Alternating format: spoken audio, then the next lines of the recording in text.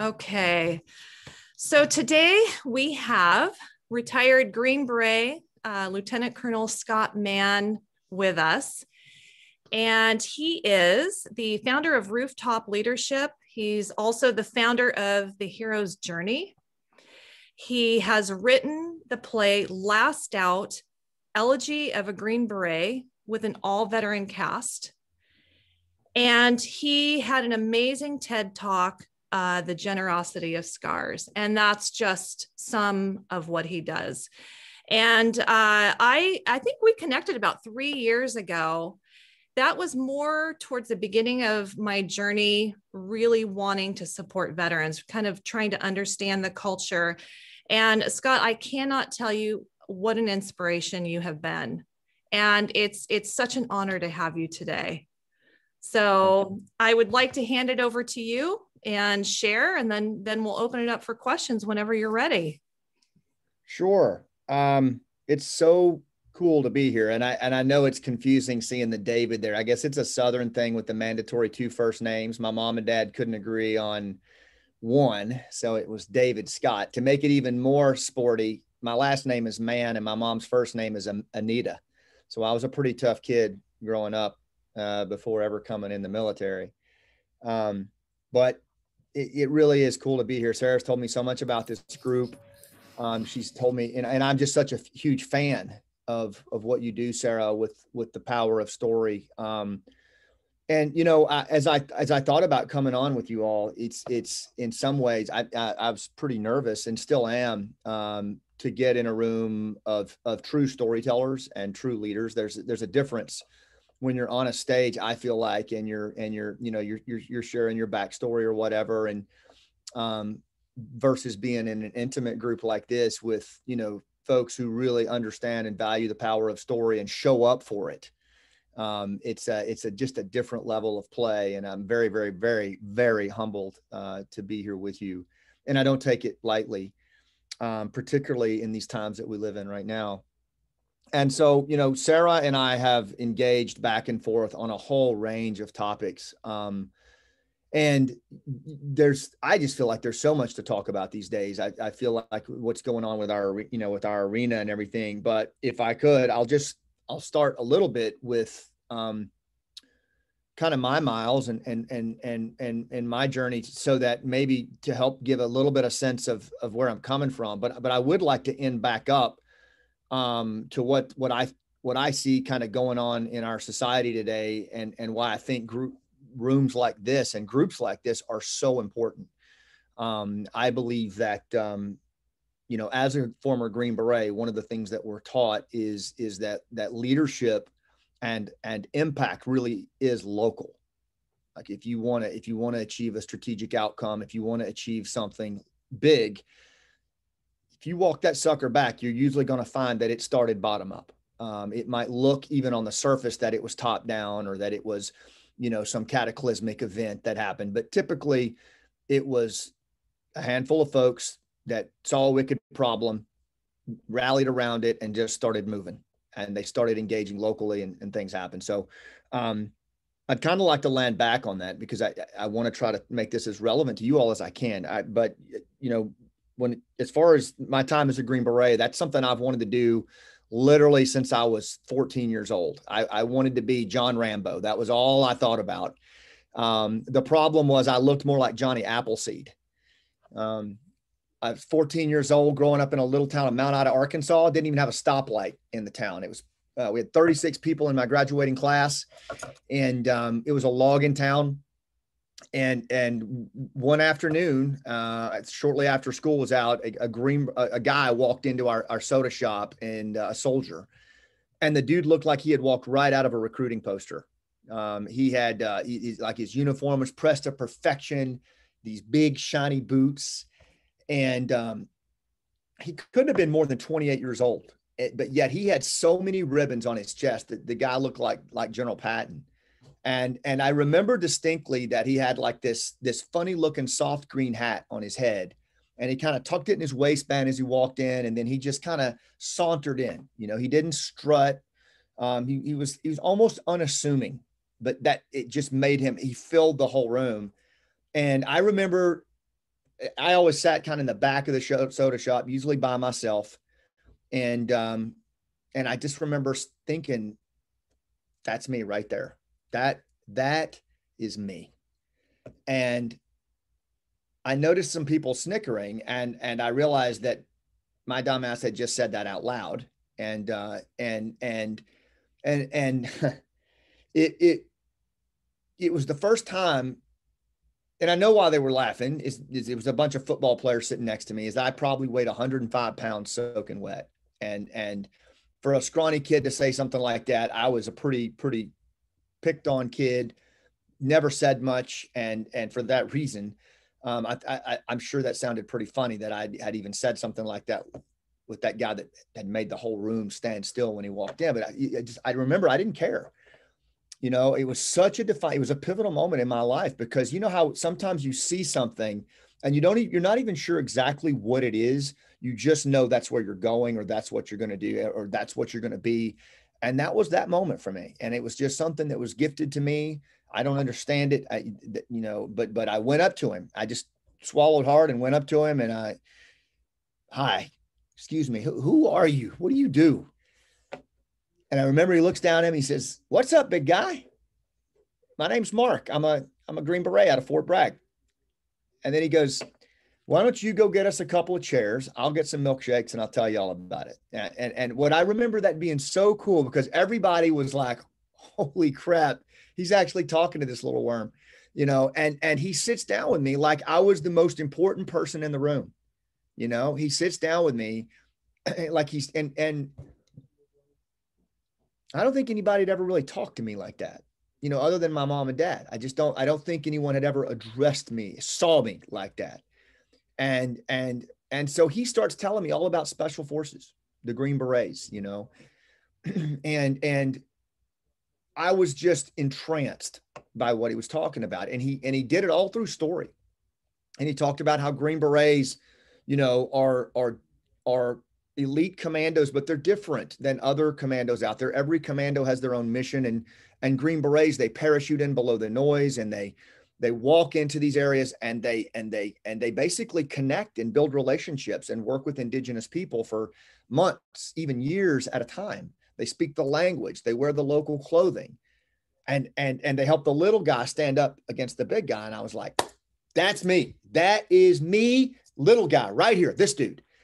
And so I was like, where do I sign? What do I do? And he's like, dude, you're 14. You're going to have to wait a little while. Right. But I swear to God that was it for me. Like, I knew right then and there that that's what I was going to do. I was a vapor trail after he left back to my house. I ran inside. I pulled down Encyclopedia Britannica. Anybody remember that? Old school Google. And, I looked up special forces. I started reading about them. I started planning and even training, for what I was going to do.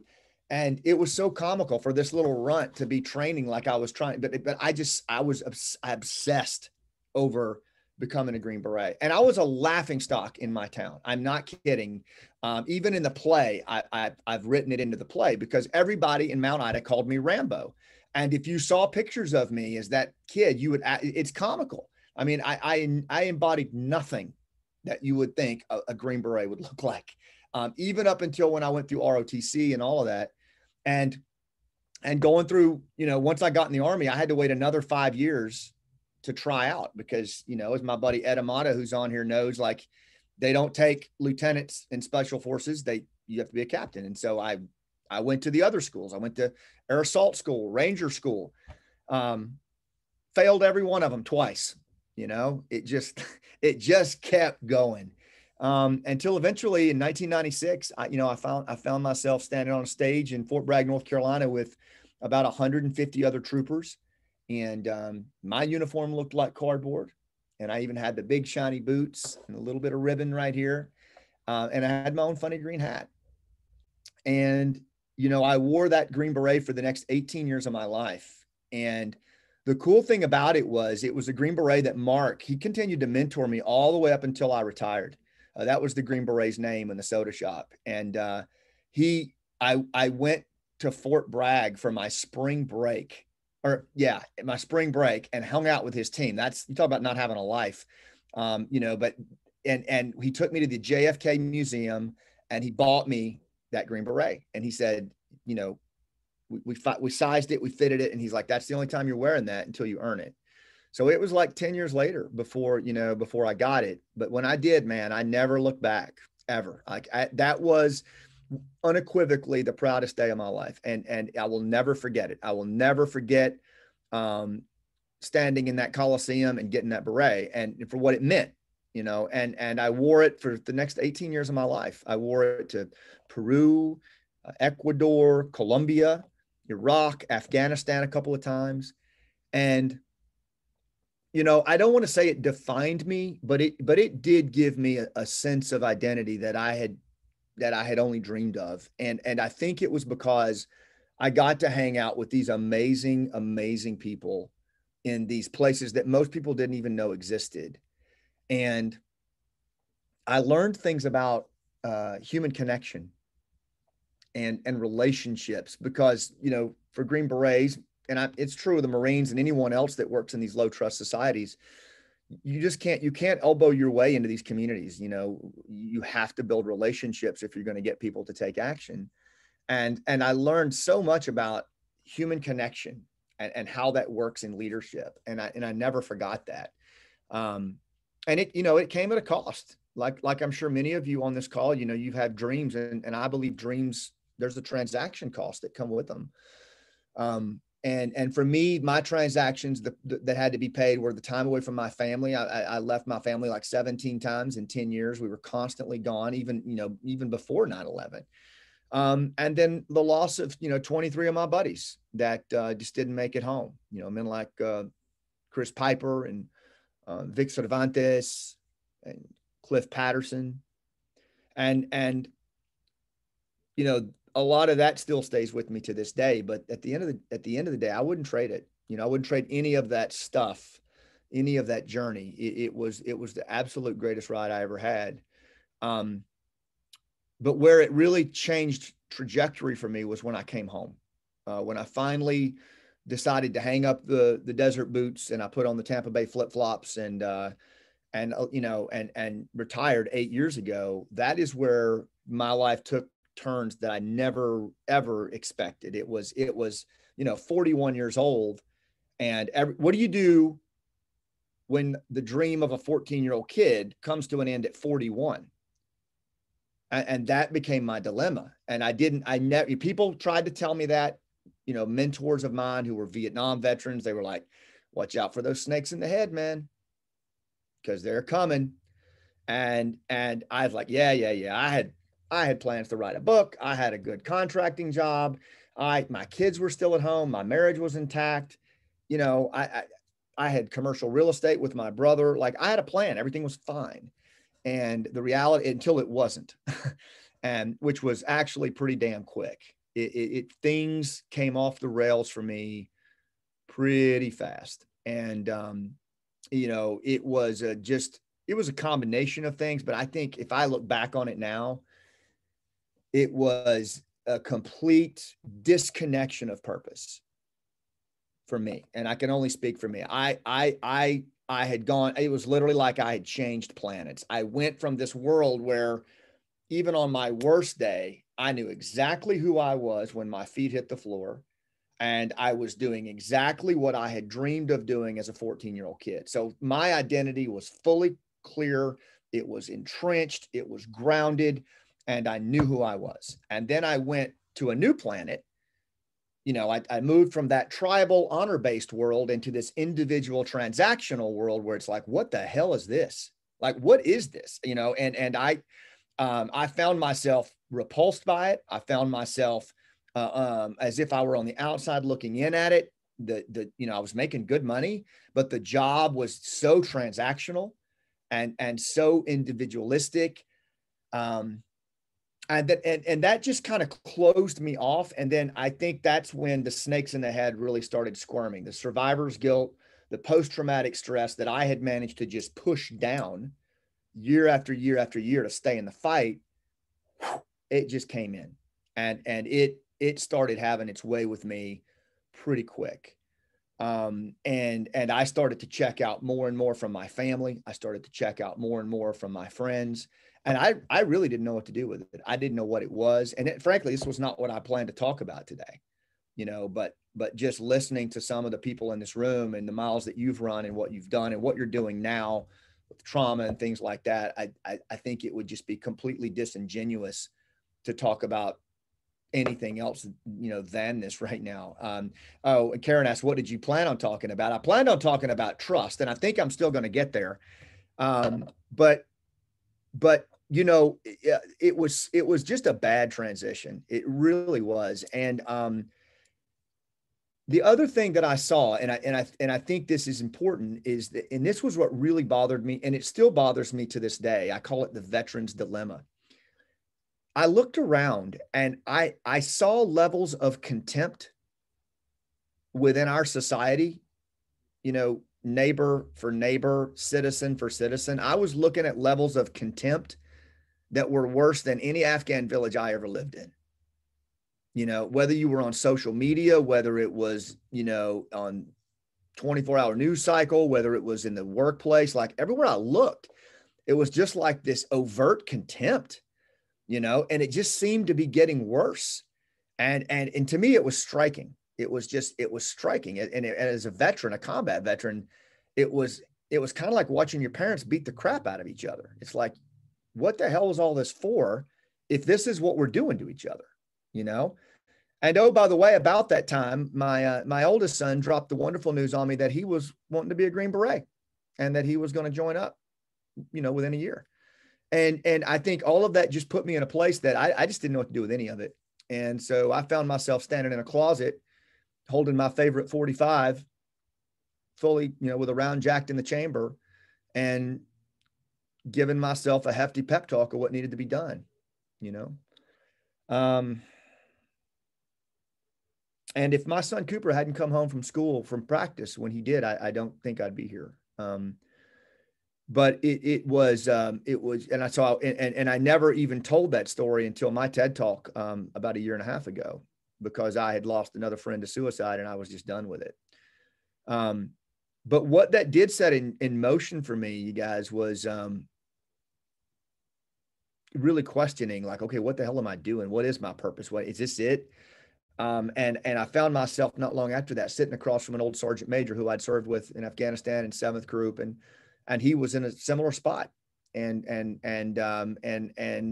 reluctantly I shared my story that I had gone through, and it was like I saw immediately a connection, and the kind of the focus came back in his eyes, the color came back in his skin.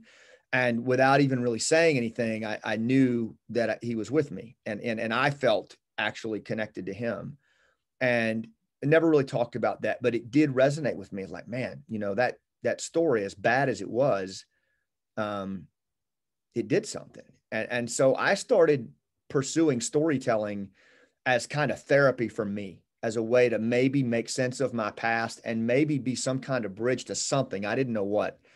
And I started working with different storytellers all over the country, to include Bo Eason out in California, and just different people who really understood narrative structure and story theory. And I just started working at it, and I fell in love with it. I just fell in love with the work.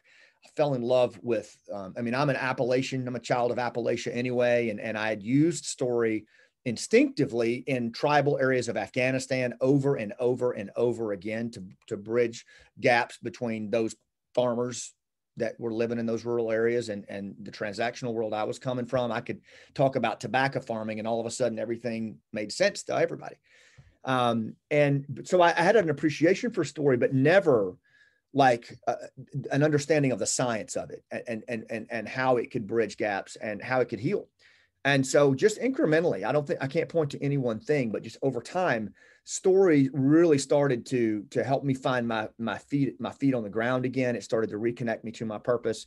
And at some point along the way, I started to see that all of those things that I did as a Green Beret, around relationship building, rapport building, human connections, leading through crisis, it had relevance with all of the contempt and lack of trust and things that were in ambiguity that were happening in our world here. as a storyteller, I could start to bridge those gaps, and I could start to show those commonalities and those best practices, particularly of brothers and sisters who didn't make it home, that had taught me many of these things. I could be a voice for them. And at the same time, my wife and I founded a nonprofit called The Hero's Journey.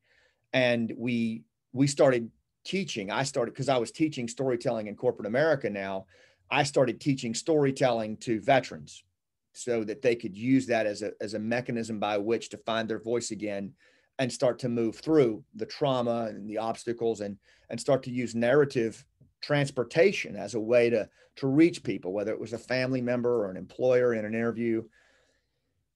And then at some point along the way, my mentor, Bo Eason, suggested, Scott, you should really write a play, because Bo had written a play about being an NFL football player. He was a runt like me, and he did a one-person show called Runt of the Litter, and it ended up going off Broadway. And he's like, you've got the storytelling thing down pretty well. You're taking acting classes to be a better storyteller. You like to write, try it, write it and see what happens. And he said, if nothing else, it'll heal you.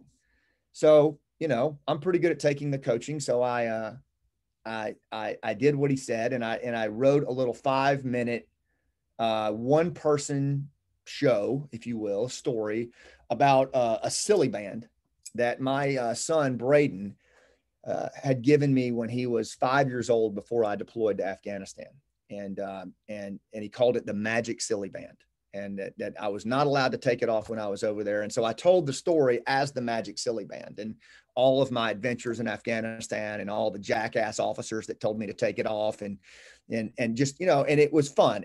But when it was over, man, people were bawling, crying, and they were like, that's a play. And I didn't agree with that, but I started doing some more writing on it, and it took me about 2 years. But I finally, somehow the muse moved me, and I landed on a story called Last Out, Elegy of a Green Beret. And it was based on 3 team sergeants that were dear friends of mine that didn't make it home. And so I created a composite character named Danny Patton, Master Sergeant Danny Patton. And, Danny is involved in the longest war in history. And he's killed in the very first scene. And he wants to ascend to the warrior resting place of Valhalla and know peace, but he's hanging on to something and he can't let go. So his buddies come down from Valhalla, called operators, and they're shapeshifters, and they assume the identities of the characters in Danny's life who made his heart pump the most blood. His wife, Lynn, his son, Caden, his arch nemesis, Colonel Smith, and a whole cast of Afghan tribal elders and others that Danny encountered from the time he went through special forces training until he died. And along the way, the hope is that Danny will come across that one thing that he's holding on to that he needs to let go of. And the whole play is about letting go. And it's like a 90-minute white knuckle ride that takes the audience through, this odyssey that has been this 20-year war, and it is in many ways kind of a march into madness. For both the warrior and the family. And you have to look at them both. There's nowhere to hide in this play. And then to complete my midlife crisis, I decided I would learn to act at the ripe age of 50. So I started traveling quietly up to New York City, studying under a couple of acting coaches, including Larry Moss and a few others. And it took me another year to learn how to act well, to get to a point where I could act well enough to play Danny. And then we found a cast of military combat veterans and a military family member. And we put the play up. It was 2018 on Veterans Day. We couldn't even get, no one would rent us a theater because they were like, this is going to be some kind of after school special, some kind of trauma fest, and we're not interested. Thank you. So we couldn't even rent the space in Tampa. And we ended up renting the Marriott, renting our lights, renting our sound. My wife and I went into our savings account to do it.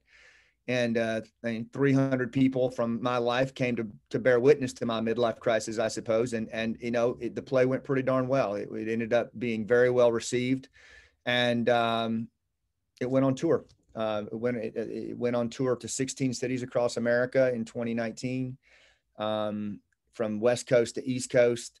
And along the way, we started traveling with post-traumatic stress counselors. We did 125 plus PTS interventions in the lobbies and adjacent rooms. We honored 26 Gold Star families on stage. We would have Vietnam veterans stand at the end in our talk back, and we would welcome them home. It was just the most amazing thing that I ever experienced in my life. It was the most cathartic, I learned so much about just the veteran journey. Even my wife and I, our relationship of 25 years was completely unraveled and put back together in the execution of this play. She was our executive producer. So I had to continue to do what she told me to do.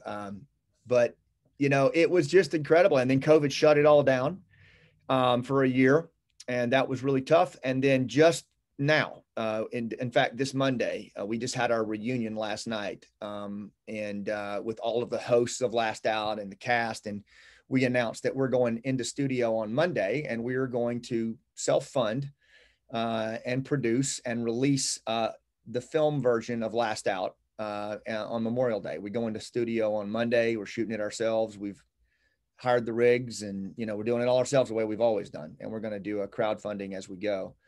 But our goal is to release the film on Memorial Day so that we can reach as many people as we can around the country.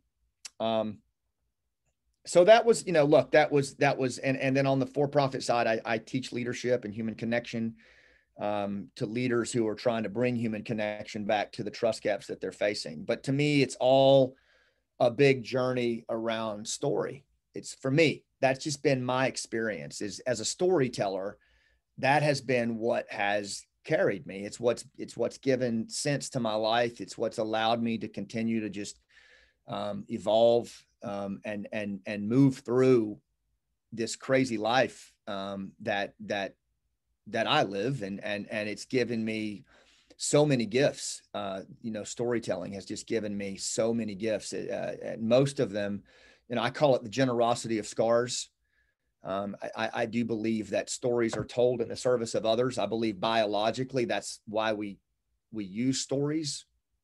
All the way back to the Toba volcano in Indonesia that almost wiped out the human race. Like that's where storytelling started to come out, and we became story animals, and we started to tell stories about survival and about thriving that around a campfire allowed others to literally process their life autobiographically through our experience. I mean, it's like mind reading, and you would transport someone narratively into your experience as if they lived it.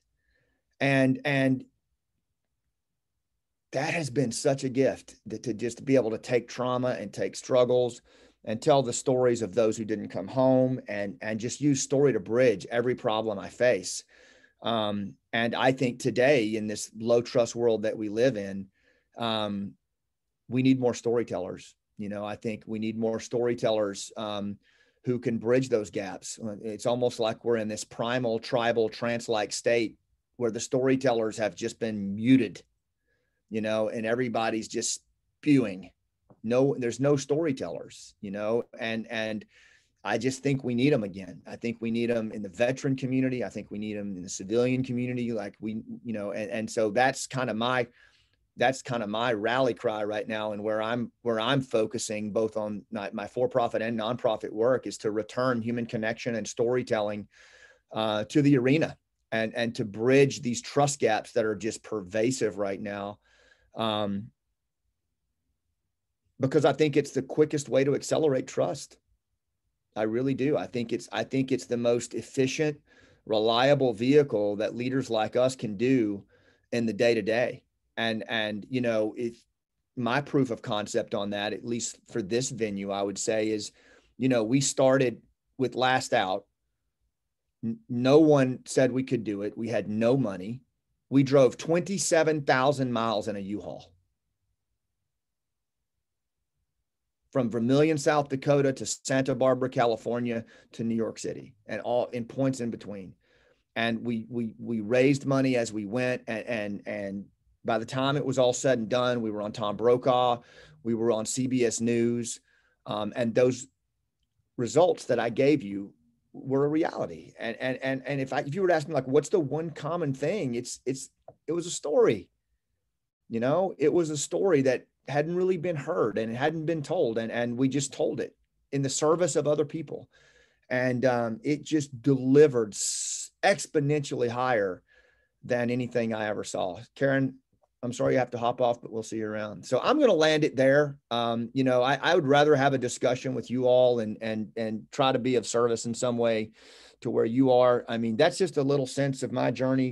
It's not much, but it's been a great ride. And, you know, the older I get and the more friends I lose, the more I recognize that narrative really is a powerful tool for us, for our kids, for our society, for our communities. So it's awesome to be here with storytellers. So I'll leave it there and we can jump into a conversation. Sarah, if there's anywhere I didn't go that you'd like to go, I just kind of followed my instincts on this. So I hope I didn't screw it up too bad. Oh no, this is what it is all about. And at the risk of just gushing, so please forgive me if I end up doing this. Scott, you are somebody that refreshes my soul. You are somebody that everything that I've seen you do, I've seen the play and I've been at the edge of my seat. That was a way that as a civilian, I could even understand a little more of what it is like to be a military family or to be, you know, in combat and the grief. And it was so well done. And the TED Talks and your chats in, you know, around the fire, you're somebody that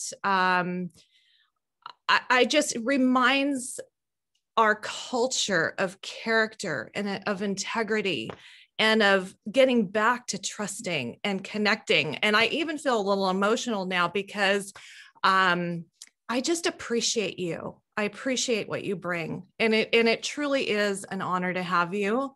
And I love these folks on the call too. I'm always so happy to see them every week. And so to have you here and to start our conversation is it's awesome. So thank you so much for just, you know, bringing yourself and bringing who you are, and just want to open it up for questions.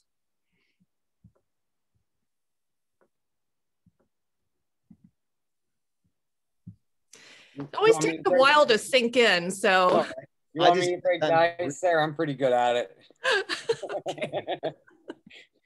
Everybody gets sick of hearing me talk. My gums will gab, just to give you a heads up there, Green Beret. All good. I grew up, my family's all from Kentucky, actually. So when you were talking about the Appalachia storytelling, it really, that hit home. That's part of like our culture. I mean, my family's been in Kentucky so long. When the 2020 census came out and it asked what ethnic Caucasian I was, I wrote in Lee County, Kentucky, because they've been there for, 300 plus years now. But number one, if you ever find your way back to New York City and you need help finding a venue, look me up, please. I know a lot of people in the theater industry. I know people that are on the board of the Lincoln Met. We'll get you a place for sure. Awesome. I'll take you. I know the guy that owns the Manhattan Theater as well, so I can get you in touch with him. Very cool. And also I know the guy that owns the Slipper Room, which is it's a burlesque club, but they have a stage and they have a place where you could have an audience. But outside of that, you mentioned, and this is a little bit outside of the storytelling, but it's something that may help me with my business, and it may help. We're actually in conversations with a lot of Central American countries, governments, and private, public and private sector right now with my company, and I noticed that they're very big on storytelling as well. And for centuries, they have a big pride in their people, but for centuries they've always felt like they look toward the United States or toward Europe and just do what Big Brother says. Like it's like a badge of honor to say we're attached to an American company.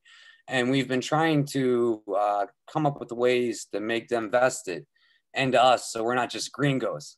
coming into Central America.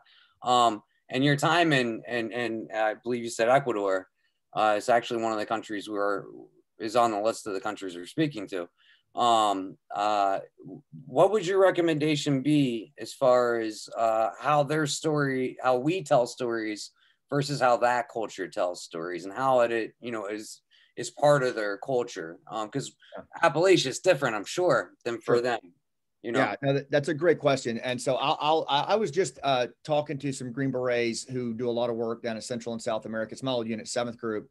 And I still teach at the schoolhouse some on this. And so what I will say is, I think this, John, this is very applicable to what you're doing in Central and South America, but I think it's true for any leader who is engaging in an environment where there's maybe a gap, right? So like you're trying to connect across a gap and you want to use narrative as a way to do that. I think one of the first things that we need to consider is that with narrative, what I call narrative competence, right? So like, how do you use story in real time to meet your goals? And what I'm seeing, particularly in the low trust world that we live in today, is it's less about the stories we tell and a lot more about the stories we ask to hear, right? So for the first 10 years in Afghanistan, we would waltz into these Pashtun villages, with our mobile judges and our liberal democracy and all of our body armor where we look like RoboCop.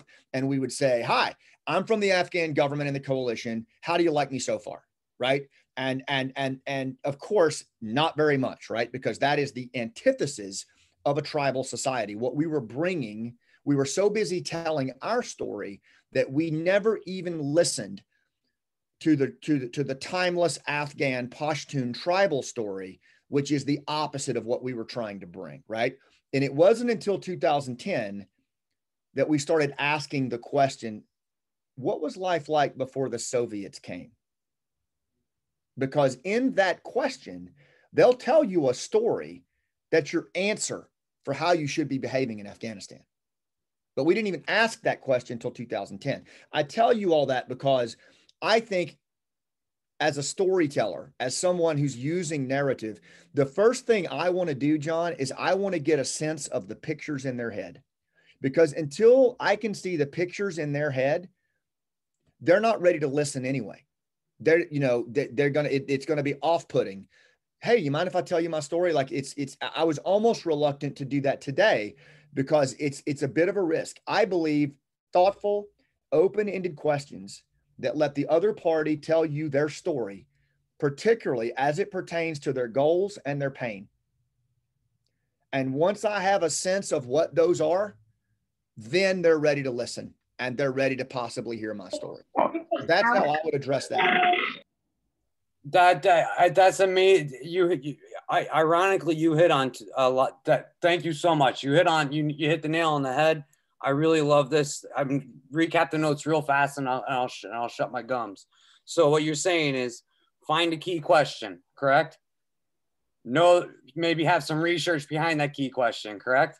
Well, make your aim point, getting clarity on the pictures in their head. What do they value? What's their pain?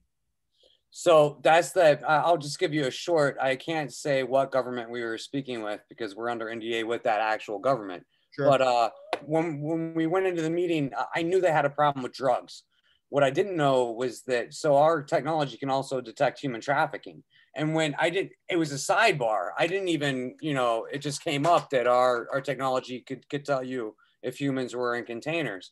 Every face in the room turned white as soon as I said, oh, well, by the way, we can also tell you if there's a human in that container or a human in that truck. And then boom, like the rest was, had I done my research, like you just said, find that question to ask. I'm sorry, my kid's just barging right the first time. But I'm going to put this together. I just thank you so much. I'm going to put this and organize it. I'm going to send it out to my team from now on for future meetings. You really, really helpful. Thank you very much. I appreciate it. One other thing I would say, John, and I think this has universal application, is that I think also, if you think about, you know, like in the book Human Givens by Ivan Terrell, you know, they talk about the things that humans just innately do, that we do to meet our needs, right? And these are universal. You know, whenever humans get particularly aroused in the realm of fear and then anger, which anger is not a primary response, it's a default. So like if you stay highly emotionally aroused long enough, you're going to ultimately end up in anger. And it's a very, very dangerous place because it closes us off. It's like a trance-like state that, you know, the cortisol jacks up, the adrenaline, and people can't listen. They can't hear. You know, you physiologically can't hear when you start approaching high, your emotional temperature is high. The other problem that we're facing today in this time of crisis, whether it's, you know, the pandemic or, you know, the market or whatever, pick your challenge, is that people's emotional temperature at an interpersonal level is unprecedented. It's high. It's as high as I've ever seen it. And I've worked in some crazy places. The emotional temperature of the people around us is primal. And so one of the greatest ways we can bring that emotional temperature down where they're ready to listen is to ask them questions that let them tell us their story. It automatically brings emotional temperature down and validates the other party. It creates you as an empathetic witness and positions you to engage. So it's a super powerful tool, but oftentimes it's the ones you ask to hear. What a beautiful little girl. Hey Scott, this is Jake. Can I add to that? Yeah, I think one of my good friends, Chase Hughes, he's a human behavior guy. He always says be interested and not trying to be so interesting. And that really resonates with me so well. So. Yeah, so good, brother. Jake, that's really great framing. I don't know what's going on. One thing I would say on that is if you pursue the pictures in the head with it's almost like a different type of listening. Like you hear all different kinds of, you know, mostly today we do passive listening, right? Where we're basically just tolerating the other party until we get our turn to speak.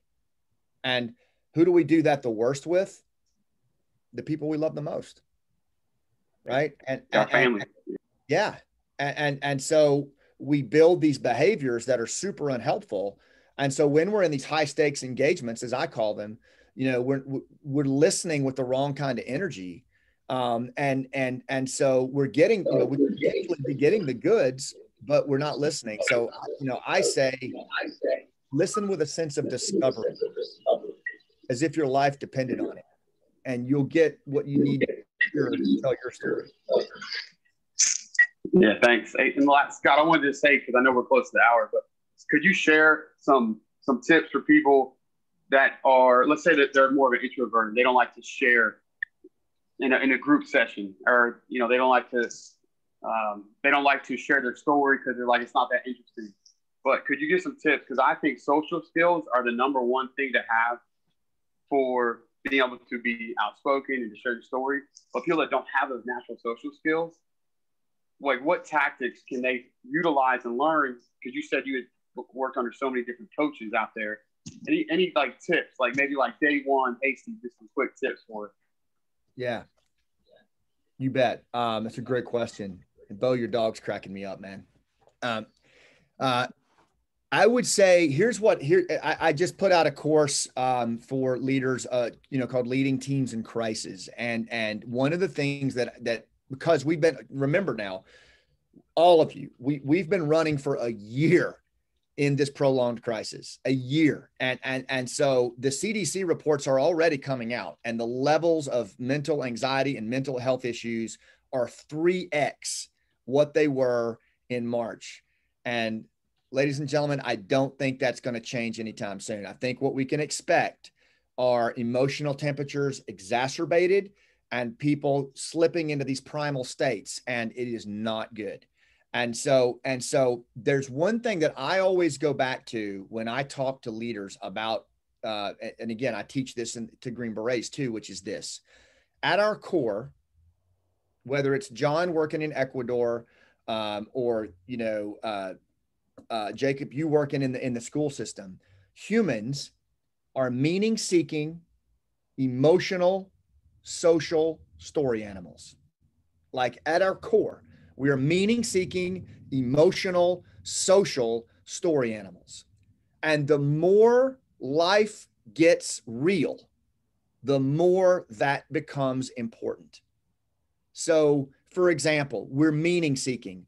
We are the most meaning-seeking creatures on the planet. We are goal-driven, you know, and it's not just getting a banana out of a tree. Self-actualization is absolutely critical. When you start to lose purpose, you start to perish. When an organization loses its purpose, it is in the beginning of its death throes. Without purpose, we cannot navigate the world, right? It is the ability to practice agency in our life, and it's critical. 85% disengagement scores from Gallup coming in right now, pre-pandemic. Right. So that's very alarming. Meaning is critical. We have to address why at a personal level with our family and with our veterans and with our organization. If we don't know why we're doing something, like Simon Sinek says, people probably aren't coming along. Next is emotional. We're emotional creatures. We navigate the world using emotion. The limbic brain doesn't even understand language. It operates off emotion. Yet today, today we bury our emotions. Now that's what society tells us to do, is to bury those emotions, stick them aside. You know, what does someone do if they're telling their story from the stage at corporate America? Oh, I'm sorry. I'm sorry. We start apologizing for it. Like we have no emotional access, and we're training our kids that way, right? So that lack of emotional access to me is super dangerous. We have got to recognize emotional temperature for ourselves and those around us. And then the next, so meaning seeking, emotional, social, we're wired for connection. I believe we sit on top of the food chain not because of fur, fangs, or claws, but because of our innate ability to connect with other humans. We're wired for it. We're designed for it. Yet today, like the number one remedy for this pandemic is what? Social distancing, right? And I get it, I understand, but we have to know that's going to have severe secondary and tertiary costs on our society. We are isolated beyond description right now. And so we got to find ways to continue to connect. And then finally, story animals. I believe the storyteller owns the room every time. You know, we crave story. The brain actually makes sense of raw data by developing narrative. Dr. Kendall Haven in his book, Story Proof, I think has proven unequivocally that there's 9 essential elements of story that the brain looks for when it hears information, you know, a character, objectives, tension, resolution. And if it can't find those things, you know, it's going to make up its own. So the storyteller that can put their ideas into a narrative vehicle, they're going to own the room. And so that's what I would say are those core elements that we should always consider: meaning seeking, emotional, social story animals. That's who humans are. And I'm always going to start with that when I'm trying to connect with somebody. Scott, thanks for sharing. My little one jumped in when I was listening. Thank you so much. That was great detail. Sure. Great. I think we have time for one. I know Pam had been waiting to say something, and then I think Ron wants to ask a question too. You want Ron? Okay, Ron, go ahead and ask your question. Just a comment. I'm like, my notes are so full right now. I got here late, but C.S. Lewis says stories, a skilled story will get past those watchful dragons. Oh, you know? That's so good. So that, yeah. I didn't mean to cut you off, Ron. That's a great comment. You know what? I'll just say to that. Here's the good news, you guys. The neuroscience over the last 25 years that is coming out around storytelling and active listening and attunement, which are the nonverbal, just being present and holding space, it's off the chain for what that does in building reciprocity with the other party. Like the biological relevance of that's such good news for us. You know, everybody who has the microphone right now, it seems to me, is a divisionist. They are using divisionism and contempt to advance a narrow agenda, right? But what we see scientifically is the storyteller, the listener, the person who is an empathetic witness and holds space. And I saw this in combat, and I'm sure my brother Marines did too. That's who we follow. That's actually who we follow, is the person who's relevant to our goals and relatable to our pain, and storytelling gives us the ability to do that. And one other thing that I will say to what Ron said, and this is where the science backs us up, is, Ivan Terrell in The Human Givens, he says the brain is a metaphorical pattern matching organ, right? The brain makes sense of the present by looking at the stories of the past. Right. So the better you can frame, use metaphor or purposeful stories to help the other party make sense of these wicked problems we face, the more relevant you're going to be. And I think even more importantly, the more you can hold space in the face of a social justice issue or a political polarization issue, and just ask a question that allows that other party to tell you their story and bring that emotional temperature down, you're the most relevant person in the room. And I think that's what we need. I think those are going to be the tools of the trade of the 21st century leader in this time of churn. I believe wholeheartedly at Rooftop that we've fully invested in that reality. And that's everything we teach now, and I think those are the people that are going to hold the space and own the room. So anyway, that's my position. Was there one more? One thing I wanted to, Scott, it is Scott, not David. Hey. I love the fact that when you started, you were a little kid and you said that the Green Beret, he saw you for the first time. You felt like somebody saw you. Every piece of business, everything is based on relationships. And when he saw you and he took that time to invest in that relationship, that was the beginning of your story. I mean, everything you talked about started as a 14-year-old boy saying, somebody heard me, he saw me, invested time in me. And it's a conversation. And to Johnny Walker, you mentioned gringo. I spent 6 years in Latin America. The greatest compliment I ever got was, you're not like the other gringos. You're like us. Because in Latin America, what they want is they want to know you as a person. Tell me about your family. At the very core, it's relationships. And that's what they want to hear about, their family, your family. Tell me about who you are. It's who we are. And that's at the very core. So yeah. So thank you so much, Scott. Great. It's all absolutely about stories. You're very welcome, Pam. Thank you. And the relationship, I'll land it on this, is that relationships, Alan Weiss, $1 million consultant, says this about relationships. Logic makes people think, emotion makes people act, and relationships are the greatest conductors of emotion. And I think that's absolutely spot on. I think it's absolutely spot on. And David Knorr in Relationship Economics says relationships are the business leader's greatest off-book asset.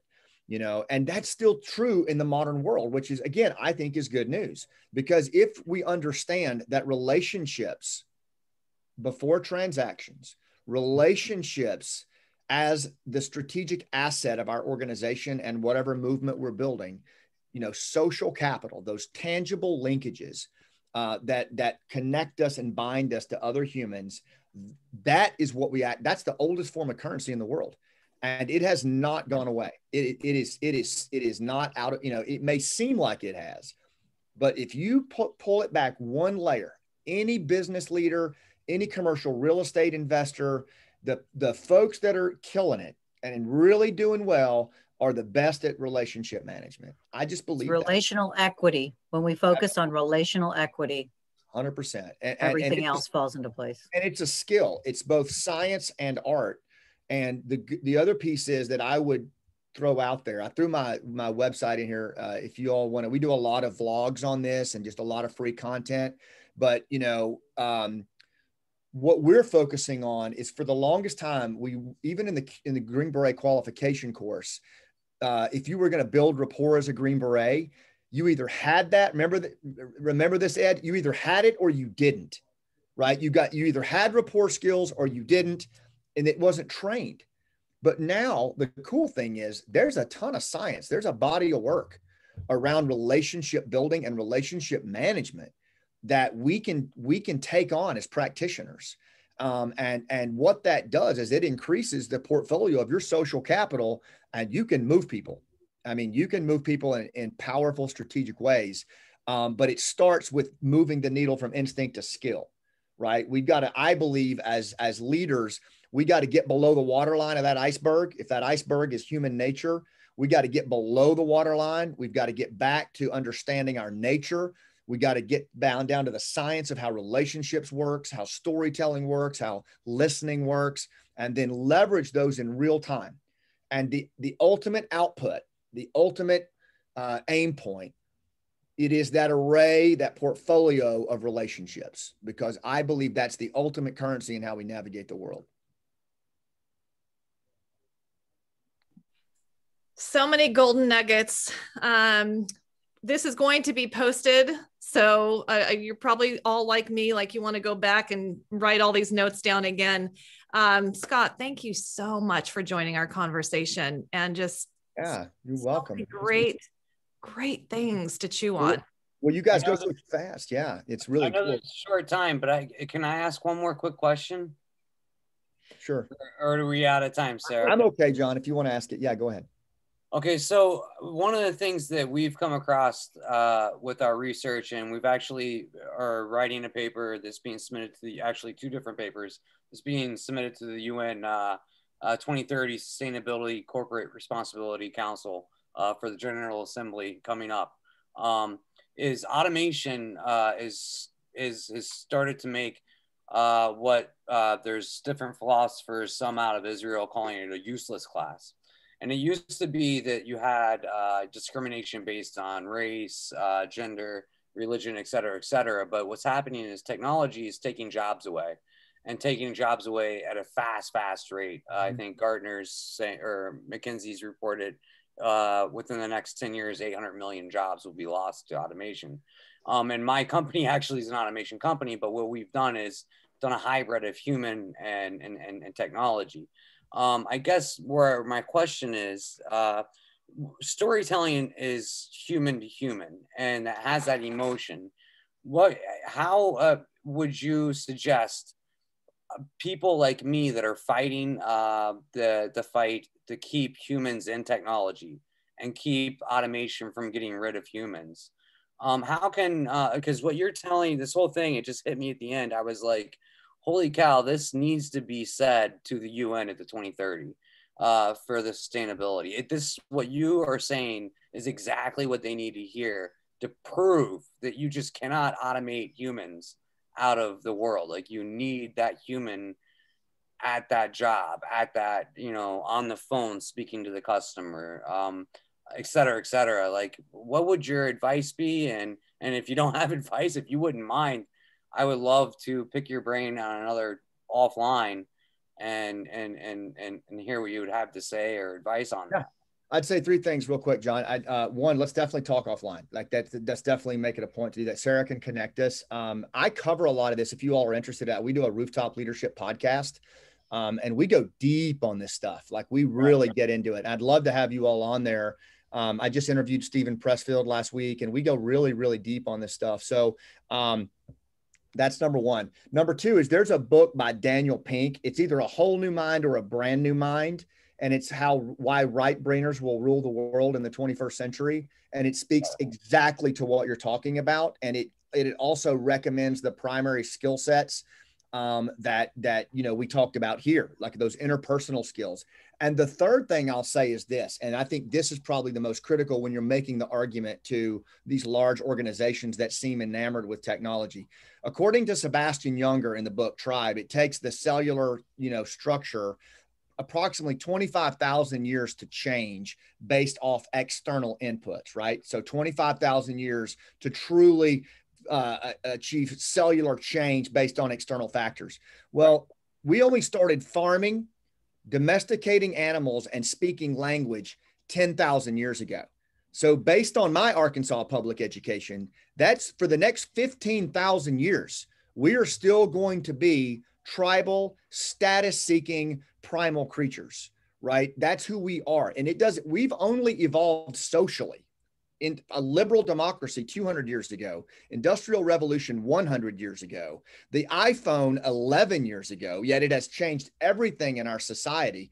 Modern humans have been stomping around the planet for 250,000 years, right? So we are still an ancient brain in a high-tech world. And the problem is we have abandoned the realities of what's below the surface. 80% of who we are is a primal creature. We're well-dressed Neanderthals.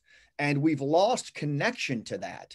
And when you lose connection to that, according to Mark Weiner in Rule of the Clan, rule of law gives way to rule of the clan. We actually fall prey to like this shadow tribalism, right? Because we don't have a sense of our own nature. And I think that's what's happening. It's so dangerous. But again, I think the catchphrase here, John, is ancient brains in a high-tech world. And our brains don't know what to do with a lot of the stuff that we're throwing at them. And so we've got to step back from that and train ourselves to get out of that primal trance-like state and lead through it. And it's going to be a journey because right now we're at each other's throats. Yeah. And then I guess add on top of that, bottom line, right? We're in the companies seek bottom line with the technology. So the first thing you want to get rid of is the worker, that payroll. And that's the easiest thing to automate. But yeah, please connect on, if we can connect, I would love to pick your brain. I'd love to share the last couple of publications that we've put out regarding the subject, if you would want to read it. Cool, man. Yeah. Thank you. I mean, you got goosebumps going because it's been what I've been working on for over a year, what you were just talking about. So very cool. Yeah. This is a powerful Friday for me. Thank you.